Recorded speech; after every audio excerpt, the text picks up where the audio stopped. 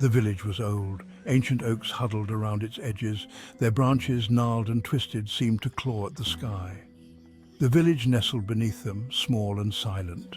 It crouched at the edge of a forest, the trees dark and watchful. The villagers kept to themselves. They spoke in hushed tones. They knew the stories, they remembered the warnings, and they never, ever went near the house on the hill. It stood alone, shrouded in shadow. The house was a silhouette against the dying light. Its windows were vacant eyes, staring out at the village below. It had once been grand, a manor house of sweeping lawns and elegant gardens. Now, thorns choked the roses. Vines strangled the life out of the walls. The house was a wound on the landscape. It was a scar that refused to heal, and everyone knew it held a darkness within. They whispered of the family that had once lived there, of their sudden, unexplained disappearance. Some whispered of faint lights seen in the windows, of strange noises that drifted down from the hill. But most just avoided the house altogether. It was a place best left undisturbed, a place where some things were better left forgotten. Clara was different. New to the village, she didn't carry the same weight of history. She saw the house on the hill not with fear, but with fascination. The whispers and warnings only fueled her curiosity. She devoured stories of the missing family, of the strange occurrences. Each tale only made her more determined to uncover the truth. Clara was drawn to the unknown. She was a collector of forgotten things, a seeker of lost stories. The house to her was a puzzle box begging to be opened. It was a mystery waiting to be unraveled, and she was determined to be the one to do it. One afternoon, as the sun began its descent, casting long shadows across the village, Clara made her decision. Ignoring the worried glances of the villagers, she set off towards the hill. She carried with her a notebook, a pen, and a spirit of fearless curiosity. The whispers followed her like a chill wind, but she didn't look back. Clara was determined to solve the mystery of the house on the hill, even if it was the last thing she ever did. She walked with a resolute step, her eyes fixed on the looming silhouette against the darkening sky. The wrought iron gates groaned open, a mournful cry that echoed in the stillness. The air grew heavy. A blanket of silence seemed to smother all sound. Clara stepped onto the overgrown path, each step crunching on dead leaves and fallen branches. The house loomed larger with each step. It was a looming presence, a watchful guardian of its own dark secrets. The front door yielded with a groan.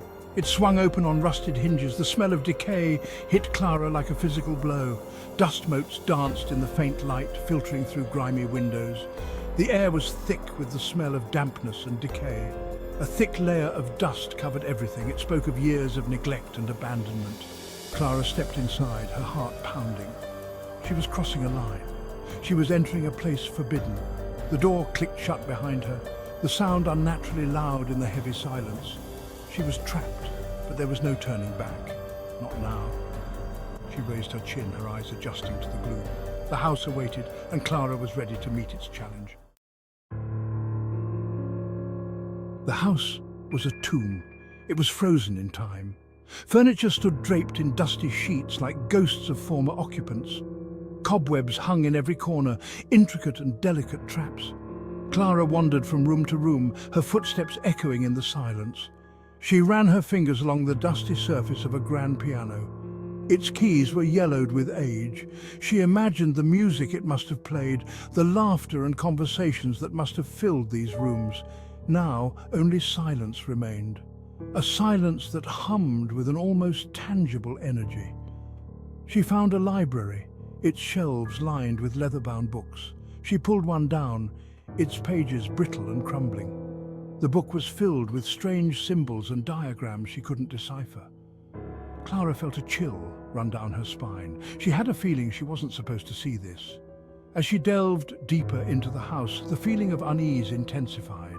The silence was broken by creaking floorboards and the rustle of unseen things. Whispers seemed to emanate from the walls, too low to make out the words, but the tone was unmistakable. It was a warning.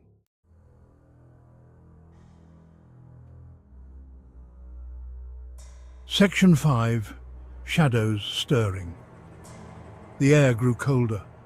Clara could feel it on her skin, a prickling sensation that made the hairs on her arms stand on end. She felt a presence in the house with her. Something unseen was watching her, following her every move. She caught glimpses of movement in the shadows at the edge of her vision, flickering shapes that vanished when she turned to look directly at them.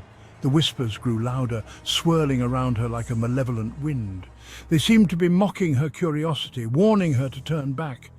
In the reflection of a dusty mirror, she saw a figure standing behind her. Tall and shadowy, it vanished as quickly as it had appeared. Clara's heart pounded in her chest. She was no longer alone in the house. Fear, cold and sharp, clawed at the edges of her composure, but she pushed it down. She had come too far to turn back now. She had to see this through, even if it meant coming face to face with whatever lurked in the shadows. Section 6. Trapped. Panic began to rise in Clara's throat. She had to get out. The house was closing in on her, its presence suffocating. She turned to retrace her steps, but the layout seemed to have shifted. Corridors led to dead ends, doors opened to rooms she didn't recognize. The house was playing with her, toying with her like a cat with a mouse. It was a labyrinth with no escape. The whispers were louder now, taunting her, laughing at her fear. They seemed to be coming from the walls themselves, the house itself mocking her terror. She ran, her footsteps echoing in the silence. Each turn led to another dead end. The house was a maze designed to confuse and disorient. She was trapped. Clara's breath came in short, panicked gasps. She leaned against a wall, her eyes darting around the shadowy room. She was lost. And something told her she was about to find out exactly what happened to the family who had vanished from this house.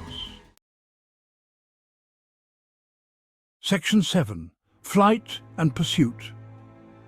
Clara's mind raced. She couldn't give in to the panic. She had to think, had to find a way out. She remembered the library. Maybe there was a map, a secret passage, anything that could help her escape this nightmare. With renewed determination, she retraced her steps, her heart pounding against her ribs. The whispers followed her, urging her on, their tone shifting from mocking to something more sinister. They wanted her to find the library. They wanted her to see what awaited her there. The library door stood ajar, a sliver of pale moonlight illuminating the dusty interior.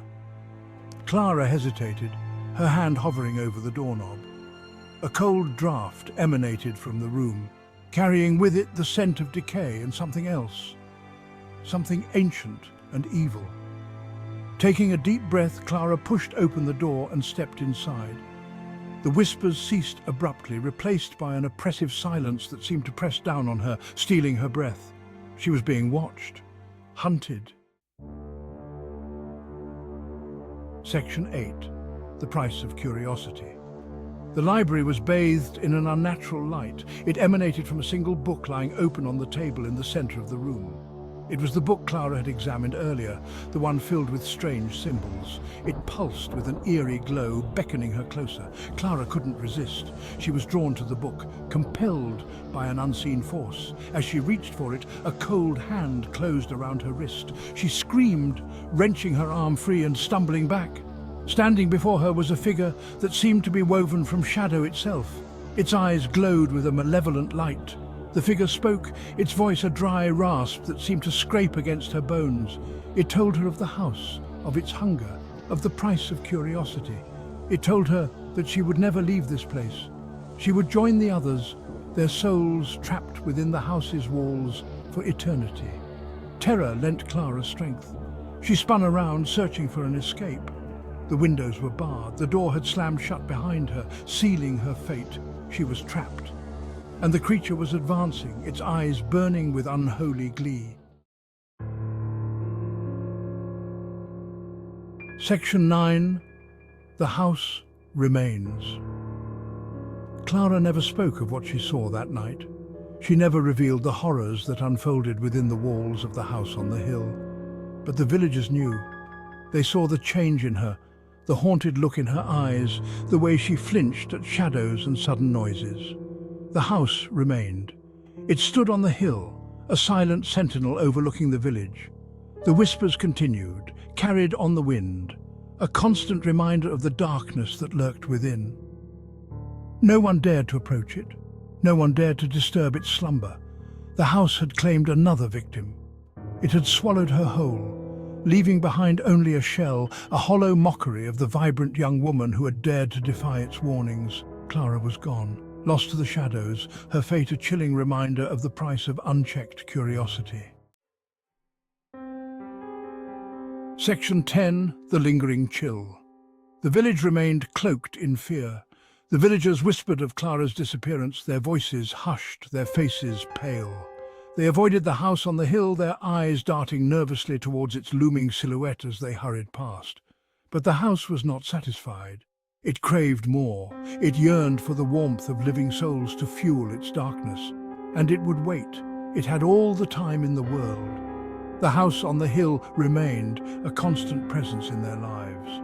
A reminder that some things are best left undisturbed, that some mysteries are not meant to be solved, and that some doors, once opened, can never be closed.